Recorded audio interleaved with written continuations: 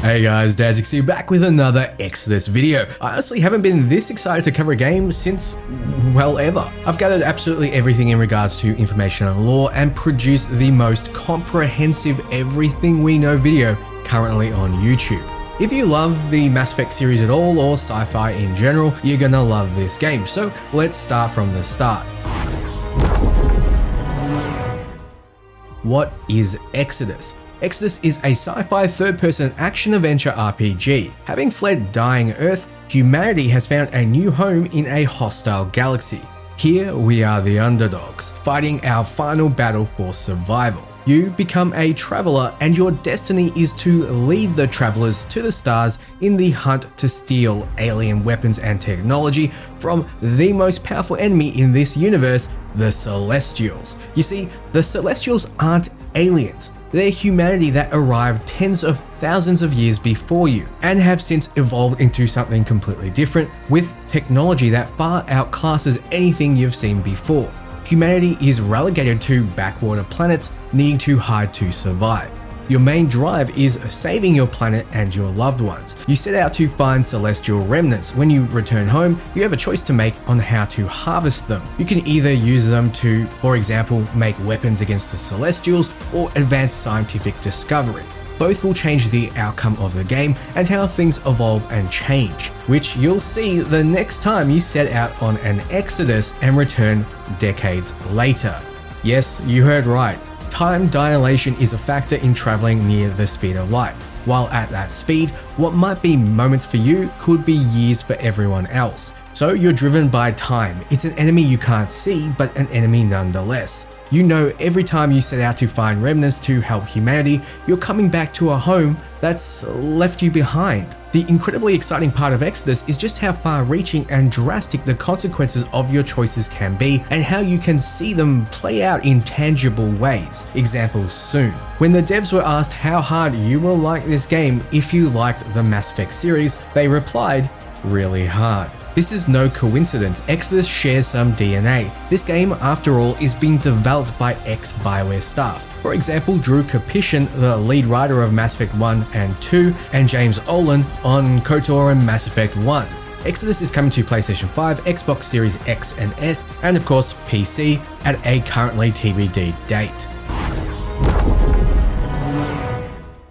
So let's talk about who you play as. You begin your journey as a simple salvager, but there's more to you than that. You're June, the heir of Orion Aslan, a legendary traveler from the world of Lydon, a renegade amongst the stars, a hunter of secrets and alien technology, inheriting the gift of neural induction from your mother, Ava, born of celestial heritage. You're able to interact with celestial technology unlike other humans and shape the live stone. Orion, your father, realized Lydon was slowly dying, succumbing to an ancient celestial technovirus known as the Rot. Stopping the Rot was beyond any human capabilities. To ensure humanity's survival, Orion and Ava sired a child genetically engineered to bridge the worlds of humans and celestials, which is humanity's last hope. That child is you. Your destiny is to lead the fight for humanity's salvation, traveling on interstellar missions at the edge of light speed. Days for you are decades for friends and loved ones back home. Entire lifetimes may pass in your absence. You'll be forced to make sacrifices, putting everyone you love at risk. Gideon Aslan, your brother, is currently the ruler of Lydon and the Aslan dynasty. In 2476 LR, shortly after your dad celebrates the birth of his perfect heir, he embarks on his final exodus, never to return. Gideon seizes the opportunity to take control of the Aslan dynasty and declares himself the ruler of Lydon, forcing June, still a mere child, to go into hiding. Hence your humble start as a simple salvager. You may have noticed there's a solid story in place when it comes to your character. The developers have leaned towards a handcrafted Mass Effect style lead character rather than the more blank slate Dragon Age style, in that your character has a personality, name and so forth and isn't just there to project on. But there are still choices you need to make for your character within those brackets that ultimately lead June to becoming a traveler that can save their world. The Travelers are an elite and a little bit secretive group. The devs took inspiration from sources like the Jedi, however there's no council of Travelers. They're a little rogue and independent, but work towards a common goal of saving humanity. Travelers are the heroes. Their goal is to elevate their race, and the way they do it varies from traveler to traveler, but they have a system of dynasties.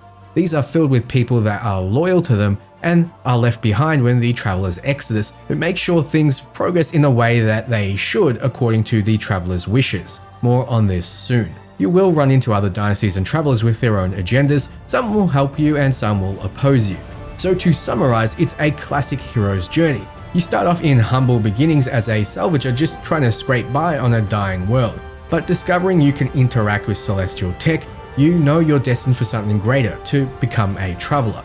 The combination of that dream and desperation drives you forward in the early parts of the game. You'll then become more influential and start helping, but the conundrum is, the more you build up your home world, the more you attract hostile forces who vastly outmatch you. June is described as an Indiana Jones meets Paul Atreides character. They have the serious task of leading the world and exploring the unknown, but they're also a fun person, as you can see in the gameplay trailer. You'll have a character creation screen, but they haven't shared many details yet. It will let you choose some unique aspects as to who June is for you, male or female for example, but you'll also be shaped by in-game choices you can make at a micro and macro level. So you'll be able to progress your character in traditional RPG ways, with skill trees and progression paths, with gear and so forth. However, the choices we will run through next dictates who June will become and how they are shaped.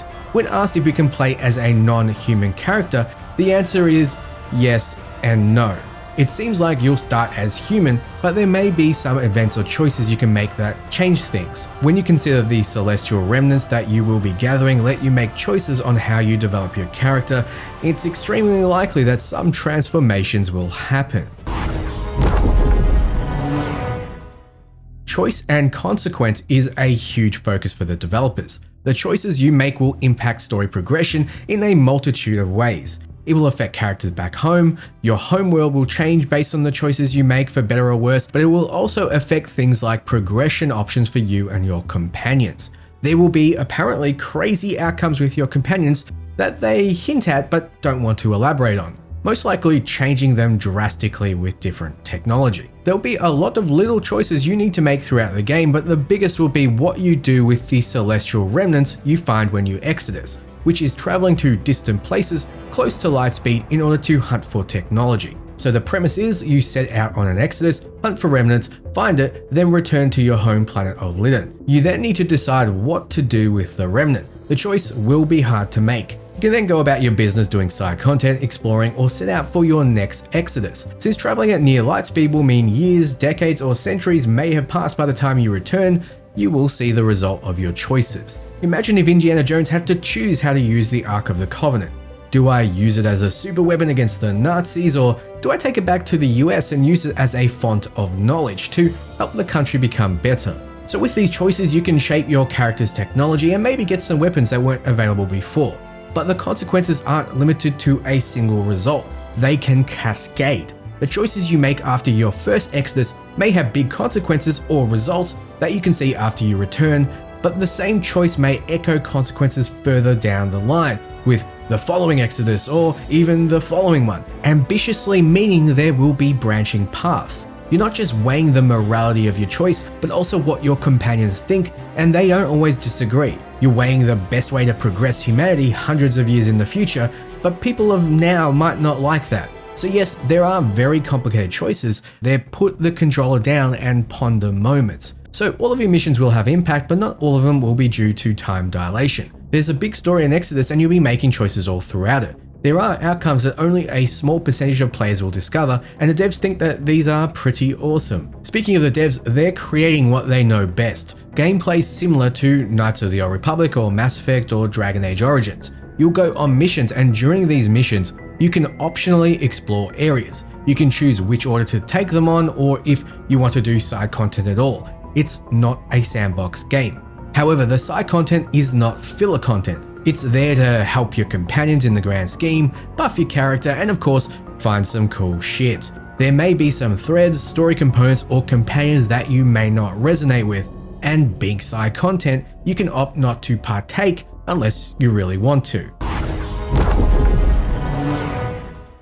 So let's talk about gameplay. It's a third-person action RPG, so expect a cover shooter similar to Mass Effect and the Gears of War series. The game, however, supports many different playstyles. You're going to be able to build up your character to suit you with your choices, with gear, tech you find, a skill tree, and other unrevealed options. What excites the founders the most about Exodus are the awakened animals, silicate daemons, which I'll go through soon, but also live stone. It's in the books, but it's a little different than the game. Essentially, it's a material you can manipulate using your gauntlet into shapes and functions, and you're one of the only humans that can actually interact with this tech. Combat-wise, think of it being like biotic powers in Mass Effect. You can see it now.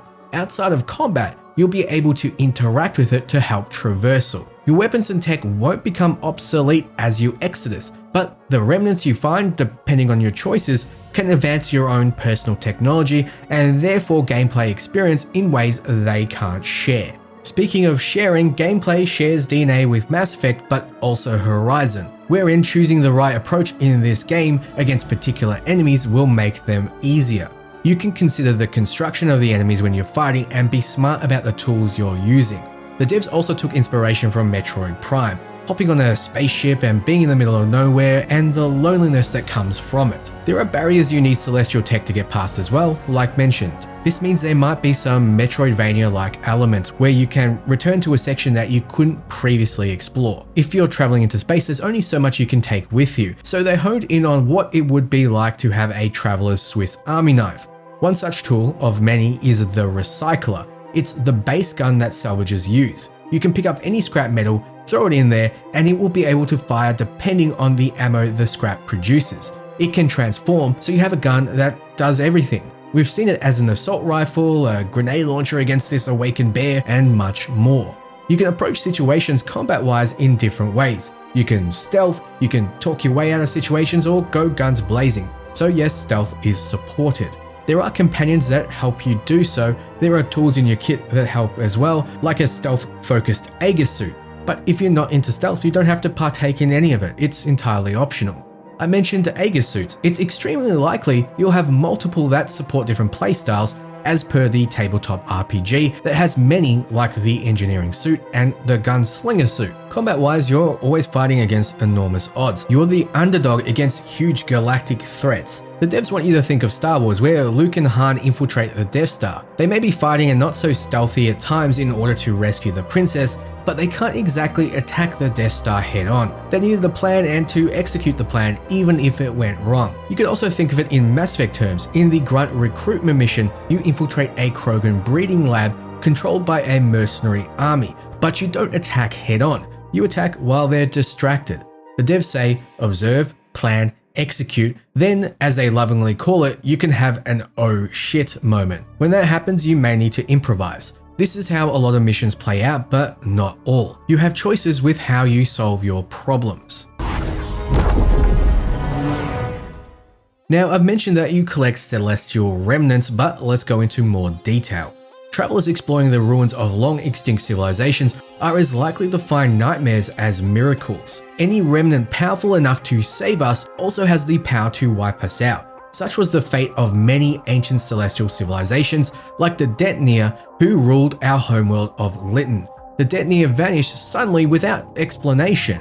In their pursuit of greater advancements, what horrors did they accidentally unleash upon themselves? Remnants are a double-edged sword. If that sword was created using science and technology 10,000 years more advanced than our own. But even if we can't understand how a remnant was made, we can often figure out a way that it can be used. We can adapt, modify, and build on the remnants to advance our own society, taking us down unexpected new paths and unlocking branches of scientific discovery we didn't even know existed.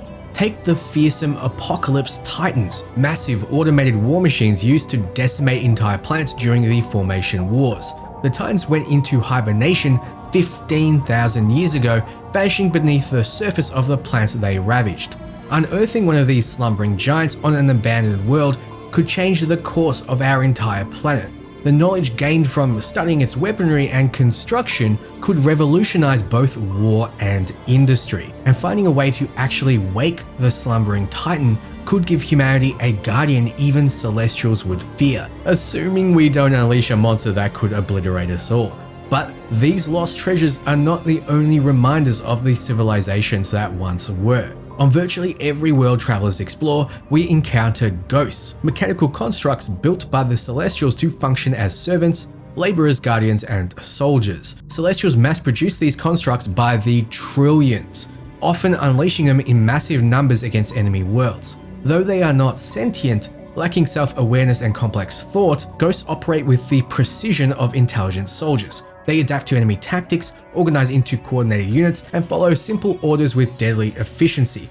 Built from corrosion-resistant alloy and powered by fusion, they can lie dormant for thousands of years only to reawaken with minor software glitches and mechanical stutters. Celestials still employ these ghosts across the cluster, remnants of a time when war was waged on a scale we can scarcely imagine. Used properly, the remnants can be our hope, our salvation. Used carelessly, they could cause our extinction.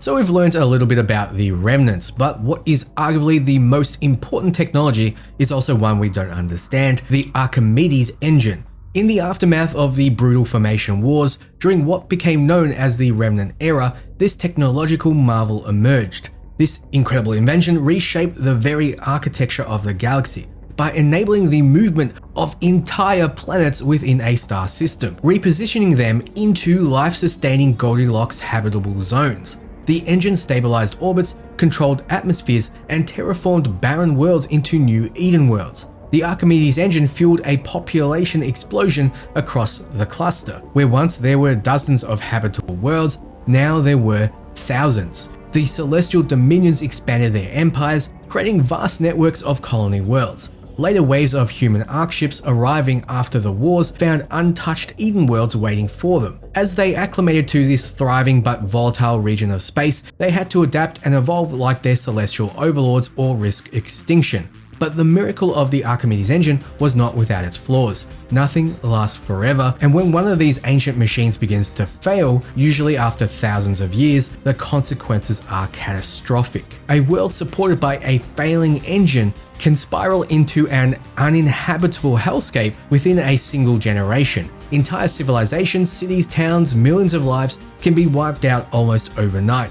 Due to the incredible complexity of their design, repairing a failing Archimedes engine is nearly impossible. The celestial civilization that created them went extinct 10,000 years ago, taking much of their knowledge with them. Now, when a world begins to die, its inhabitants have only one choice: struggle to survive as conditions worsen before finally abandoning their home and becoming refugees in a cold, unforgiving galaxy. This extraordinary planet-moving relic still powers numerous celestial bodies in their current orbits, including our own homeworld of Lydon, a moon precisely positioned in close proximity to the gas giant Galaris in the Malik Bell system. However, the unthinkable is happening. A technological virus known as the Rot is slowly degrading all our advanced technology, including the critical machines we depend on for survival. Even the planetary engines, which once were our lifeblood, are beginning to fail, threatening the future of everything we've built and everyone we hold dear. Seeing the impending disaster, legendary travelers like Orion Aslan embarked on Exodus missions to save Lydon. The solution, though obvious, seemed impossible: repair the engines. Now, as June Aslan, Orion's heir, you stand as the culmination of a decades-long dynastic effort to save our world. You are Lydon's last hope, a lone spark in the darkness of a dying planet. So let's go into more detail about the Rot. It's a powerful phenomenon that affects celestial technology, causing it to degrade, break down, to malfunction, or even get more aggressive and powerful. The origins are mysterious, unknowable, and unstoppable. It will eventually bring your homeworld to destruction unless you find a way to save it.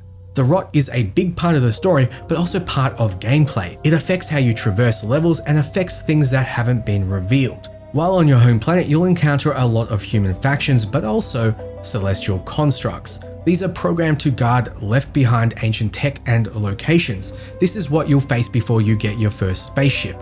Once you do though, you'll be fighting different, more advanced enemies. The further you travel out into the void, the more dangerous the enemies are. But the Rot still plays a part and affects celestial tech, so you may return to your home planet, and the Rot has made these constructs more deadly. So to summarize, the terraforming engine on your planet is being affected by Rot, meaning humanity has a limited time and you need to set out to fix it. The rot corrupts and changes things in mysterious ways.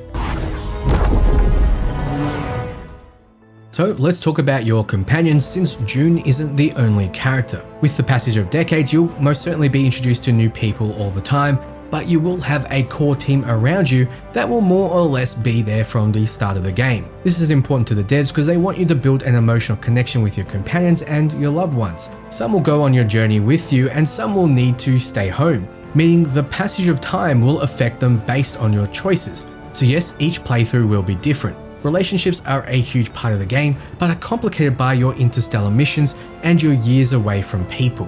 You have a team, but you only bring 2 with you on missions, which yes is like Mass Effect, but unlike Mass Effect, the rest of your companions will stay home and help with your dynasty as time progresses. You have a relationship in some form with every single companion, and you can do a lot with them. This does include the ability to romance some of them. Your companions will sometimes be at each other's throats. You'll be choosing to follow some companions' advice over some others, and that may rupture your relationships with those you didn't side with. Now, some of the companions change radically depending on some of the choices you make. Think about time dilation. If you leave a companion behind, imagine all the changes they can and will go through, which apparently the artists hate because they have to make the companions at different stages of their lives and after different choices. Here's a glimpse of one of your companions. This one hasn't been revealed yet. Also, here's another. A character that has been revealed is Elise Charot. She's a blunt, no-nonsense sleeper from 23rd century Earth. Elise is an experienced mercenary, weapons expert, and former gang member. If Elise has your back, it means she's in front of you clearing a path. Elise is the muscle you want at your side for any encounter across the cluster. She's a weapons expert with a biting, sarcastic sense of humor that disguises a deep-seated sense of loss. She still partially remembers Earth, and if she has a soft spot, it's her desire to find meaning in the fragmented memories she's retained of those final chaotic years before the Ark ships departed. When not working to improve the lives of her fellow sleepers, Elise usually hangs out at the cantina in the Borderline. But bullshitting with her mercenary drinking buddies isn't just for fun, it's also a way for her to keep up on the latest weapons and combat tech. Elise brings incredible firepower to the battlefield in her customized mech armor. Her default tactic of choice is shock and awe, laying down waves of suppressive fire to draw attention, allowing her team to navigate into advantageous cover positions. Reveling in the chaos of battle, she typically hurls coarse taunts at her enemies as she unloads dual miniguns and fires grenades from her shoulder-mounted launchers. When the situation calls for stealth, Elise remains behind and waits patiently for the signal, because once she enters the fray, subtlety goes out the window. It's hard to be subtle when your ultimate is a micro-missile barrage that lights up the entire battlefield like fireworks. So yes, companions get ultimate abilities. Tom Vargas is next and is the hero of the first revealed trailer. I admit I teared up a little bit, so I feel like I already have a bond with this guy. He's a rogue that suffered extensive experimentation by an enemy military. Over the next 10 years, he traveled across the Centauri cluster, working as part of the crew on a variety of different missions. He learned to fight when his crew was killed. Then on a routine delivery to Lydon, he met and bonded with other travelers, convincing Tom to stay on Persepolis, which is a city on Lydon. This was the beginning of his transition to becoming a traveler. Another companion is Emery's, but is yet to be revealed. This is a Diva Celestial companion, which is very exciting. No doubt giving us a lot of insight into the lore, just like how Javik did in Mass Effect 3. We know Matthew McConaughey plays CC Orlev, who will apparently play a big part in the game from the start until the end, so he's seemingly a companion. Yesterday, today, and tomorrow is a clue to his character, but we know nothing more at this moment. So those are all your revealed companions. Like I mentioned, there is progression for your companions gameplay-wise and story-wise. Now, let's take a look at the enemies and allies you'll be interacting with. There are no non-terrestrial sentient creatures in the galaxy. What does that mean? Well, every sentient creature in the universe of Exodus has an Earth origin, be it the Celestials who evolved from humans, or the engineered creatures, synthetics, or awakened animals. But there will be tons of strange and weird things you can run across. Think about how humans took wolves and turned them into chihuahuas. Take that and multiply it by 40,000 years, and you have an idea of the weird and crazy things you may be seeing. To clarify though, not everything has evolved from humans. They could be evolved from awakened animals and in no way resemble what they were originally. They could also be genetically handcrafted or built by celestials to be weirder or wackier than anything you'd imagine from alien life forms. So let's talk about celestials. Celestials are the first we'll discuss, since once your homeworld becomes advanced enough, the Crown Dominion and Mariyama start taking an unhealthy interest in you, subtypes of the Celestials which we'll be breaking down later. So not all Ark ships arrived in Centauri at the same time, nor did they have the same success starting a settlement. Those who arrived first, those who evolved into what we now call Celestials, were not always the most gracious of hosts. Sometimes they tolerated humans who came centuries or millennia later, often though they enslaved or exploited us. Other times they ignored us. On very rare occasions, they even seemed to help us. But though we share a common origin, the Celestials have evolved into something post-human, inhuman. They're not allies. They are not our friends. The best policy is to simply avoid them as much as possible. Settle on worlds the Celestials have abandoned or ignored, planets where fledgling human colonies might be able to thrive and flourish on our own merit. Fleeing a dying Earth via Ark ships in the 23rd century, as our ancestors traversed thousands of light years, countless ships vanished into the abyss, swallowed by the vast emptiness of space, but a lucky or fateful few reached the Centauri cluster, where there were hundreds of habitable worlds, and sent out the green signal, a message calling all humanity to come join them. The other Ark ships heeded the message. As we sailed on the edge of light speed, the consequences of time dilation extracted a cost. Although the trip to Centauri took only decades for those still on the Ark ships, tens of thousands of years passed for the people who sent the green signal. Over this time, these early voyagers established empires and evolved into a species as varied as the stars in the sky. They were barely recognizable as human, now only known to us as Celestials. Not only did these hyper-advanced Celestials see us as primitives by the time we reached Centauri, but we were relegated to backwater worlds, isolated, ostracized, and controlled by our evolved ancestors. The Celestials, once our equals, 40,000 years ago, are now highly advanced beings with superior technology, ingenuity, and therefore great power. To the Celestials, we are relics of a past they have discarded. Useless and worse, a threat to their continued existence and dominance. They see us as a passing infestation that they must eradicate. To us, they represent what happens when you sacrifice humanity on the altar of technology. We fight to shift the balance in our favor, hoping to create a new civilization that is wiser, more compassionate, and more connected. There are many subsections of Celestials, or Dominions as they're called, but none are more horrifyingly evil than the Mariyama. They are twisted into monstrous forms unlike anything humanity has ever faced in the battle for survival. The Mariyama feed on fear, delight in cruelty, and revel in the agony of their prey.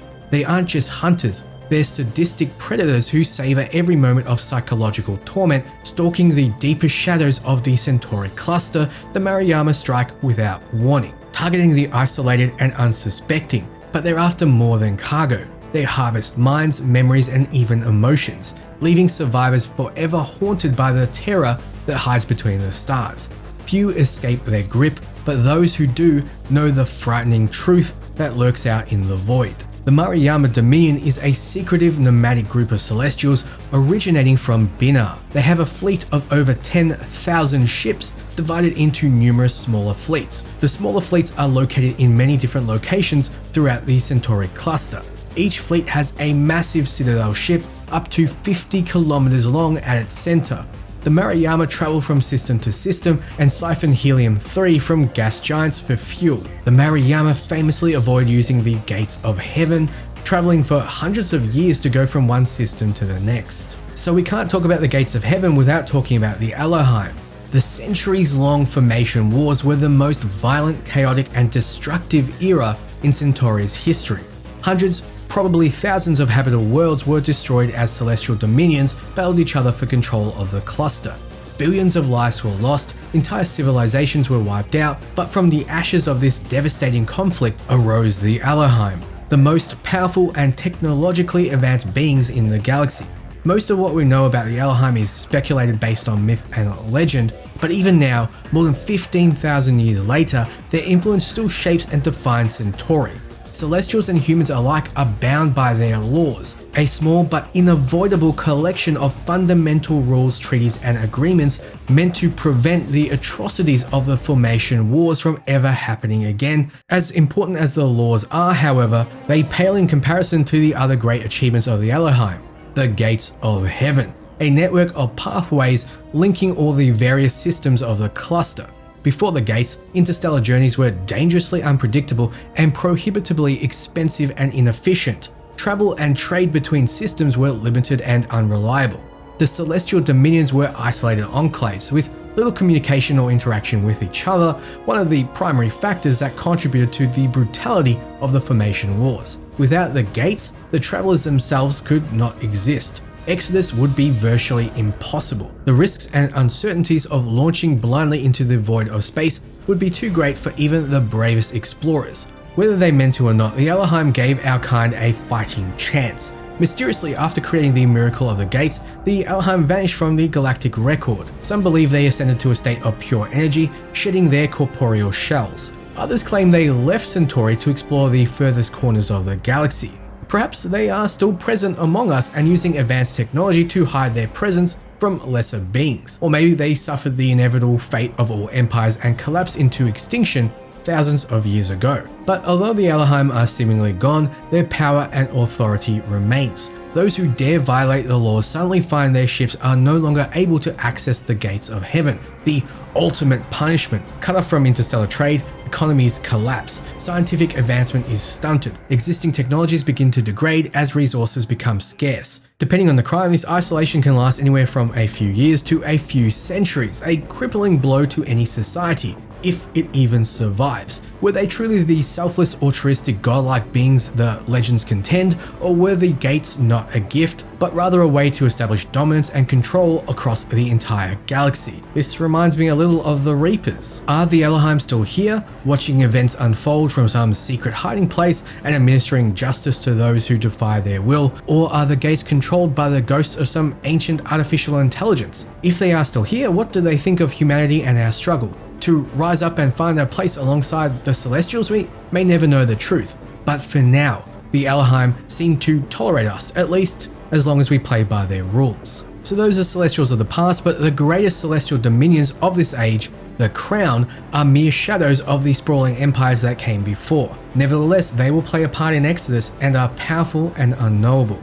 So let's move on to something a bit more exciting, awakened animals. Love for animals separates us from celestials, and we are sentimental creatures, so naturally animals are part of our society, but in a more advanced state. Awakened animals have been gifted enhanced intelligence and abilities. The first awakened animal, pre-leaving dying Earth, was an awakened pig named Charlotte. She is why they realized the roles of animals could be so much more. This awakened pig has 150 times scent magnification, a 4,000 psi bite force, a 10,000 word vocabulary, and enhanced agility.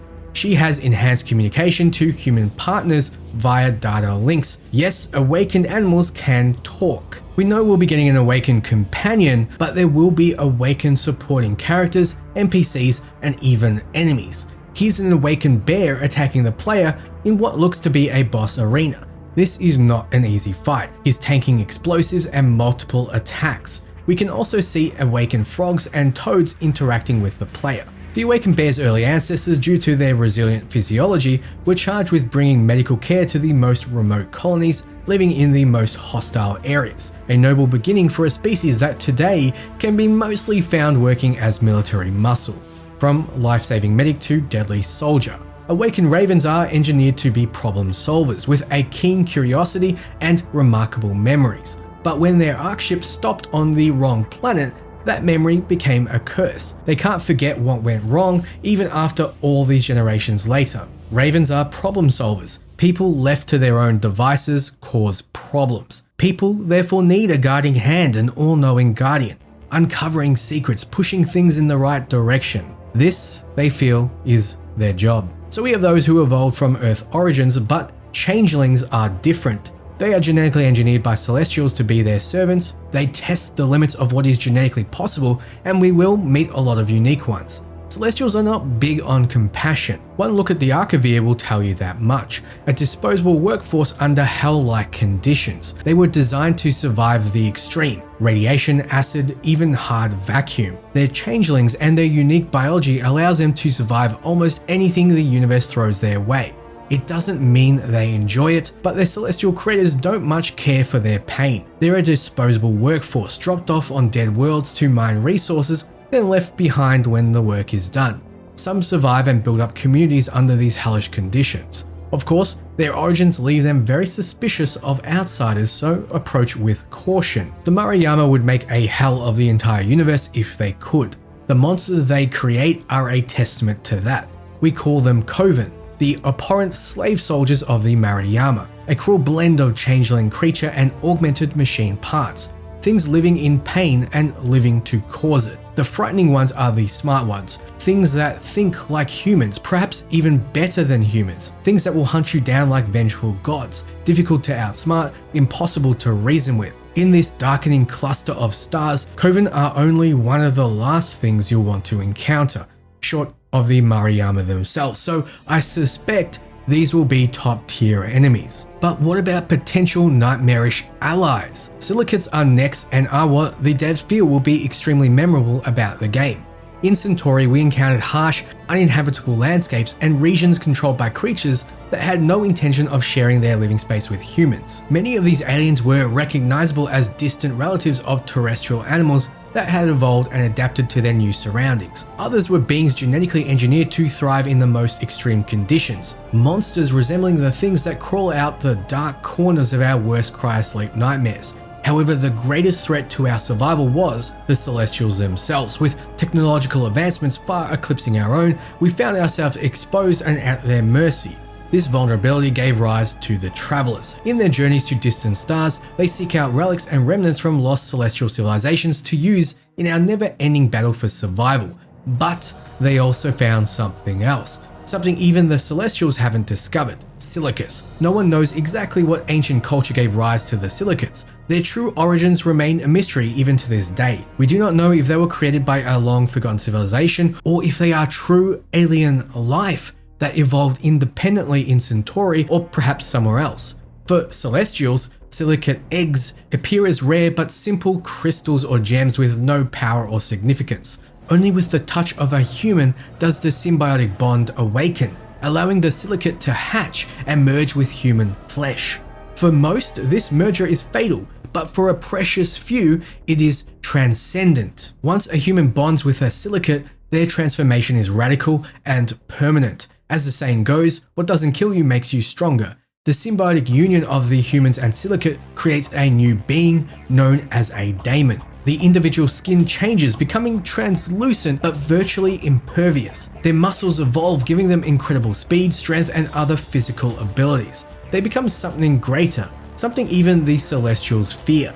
Silicates are humanity's leverage. Daemons don't need weapons, they are the weapons. Since silicates will only bond with humans, there are some who see them in a religious light. They believe human-silicate coexistence was preordained. It was meant to be and brought to fruition through some higher power.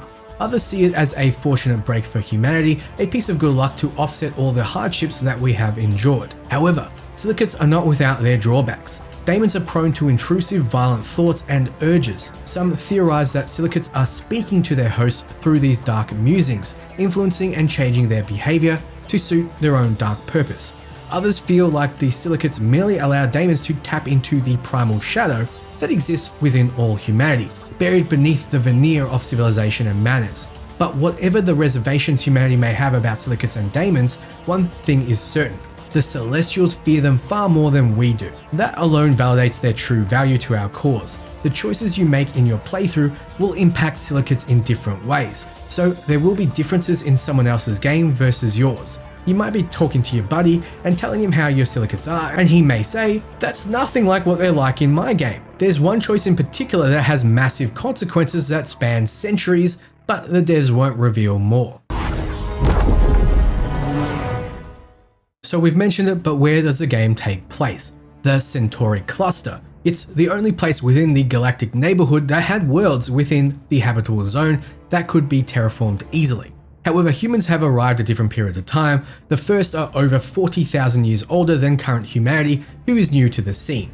The capital city of your world, Persepolis, is a major hub for you to return to after missions and see the results of your choices. The game will give you enough time on your home system at the start of the game to get attached to characters and places before sending you on your first interstellar mission. Then you'll start seeing time advance at a rapid rate. Lydon is a habitable moon orbiting the gas giant Galaris in the Malak Bel star system. Malak Bel lies outside the Poseidon Nebula. Lydon is held in orbit by an Archimedes engine. Initially, Lydon was settled by the Detonator, but after the Malak Bel Formation War, it was abandoned and much Remnant-era technology was left behind. Thousands of years later, in approximately 41500 AD, Lydon was resettled by an Ark ship from Earth. Initially, life on Lydon was very difficult, but by 42,250 AD, Lydon had become the most powerful human-controlled world in the Centauri cluster. Because of the planetary nebula surrounding the Malak Bel system and the unstable white dwarf, sensors are of limited use in the system. This seems to promote an attitude of libertarian free enterprise centered at Lydon. The highly advanced Remnant-era technology is a lucrative resource for salvaging. A decline in Lydon's terraformed biosphere results in Orion Aslan forming the Aslan dynasty to search for celestial and Remnant-era technology for solutions. Currently, Lydon is affected by the rot. So as you can tell, this game has rich lore. None other than the great Peter Hamilton wrote a lot of it and the novels within the universe, while also making it scientifically accurate. You can read the Archimedes Engine right now or listen on audiobooks. The book and the game shares many things, like the Crown Dominion Celestials being the main Celestials you'll interact with. A lot of the Awakened and Changelings you read in the book show up in the game, and the main character in the book, Finn, also shares some stuff with June. Of course, it has some differences, mainly you're a human in a different star system, because in the book, you're one ruled over by the Celestials. So that's everything we know about Exodus so far. If you've stuck with the video this long, thank you so much. This video took a lot of effort and research, so I do appreciate it. If you're feeling like supporting a fellow human on his Exodus, because this video is under an hour, but it definitely took a lot longer to make, be sure to drop some YouTube love and check if you're subscribed. Thank you so much for watching, and for absolutely everything Exodus, you're definitely in the right place. Ciao, friends.